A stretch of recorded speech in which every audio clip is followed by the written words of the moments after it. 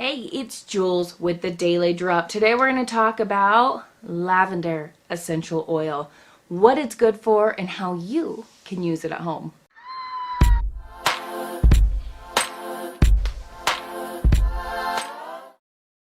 Now this oil is known for all things calming. So when you think of this oil, I want you to think of calming. From calming skin to calming our brains and our sleep. Now this oil comes from France and Bulgaria. Use this oil to reduce the appearance of skin imperfections.